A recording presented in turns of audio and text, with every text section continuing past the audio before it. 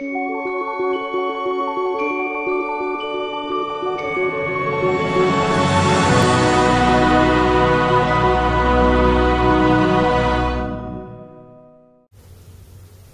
it's Dr. Greg here. Today we're going to be doing a two-part series on posture. First of all, we're going to be talking about what posture is and what causes it. Posture is not a voluntary thing. It's not something you can just sit there and go, I'm going to sit up straight today. Because what you'll find is as soon as you stop thinking about it, you start to slump again, don't you? What causes that?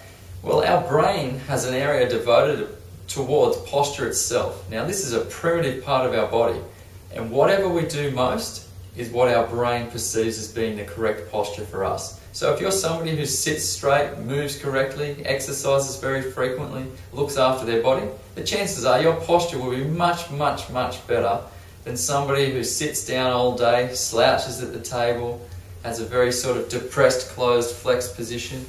All of those sorts of things play a huge role because all of that, every second, this information is stimulating joint receptors and telling our brain this is the best posture for us. When it may well not be. You might be wearing your body out just as we're speaking about this now. So that's how posture works. So it's not as simple as just deciding to sit up straight. You have to teach your body a new skill. It's just like the golfer standing at the tee. A golfer knows how to hit the ball straight.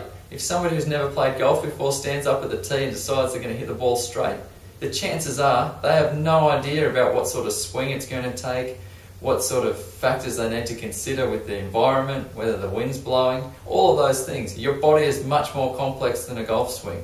So just think of it that way, and don't be hard on yourself about your posture, but you will need to seek some expert advice when it comes to addressing any postural concerns you or your family member may have. Join me for part 2, where I'll discuss some of the common findings with regards to poor posture and how we go about working towards correcting these.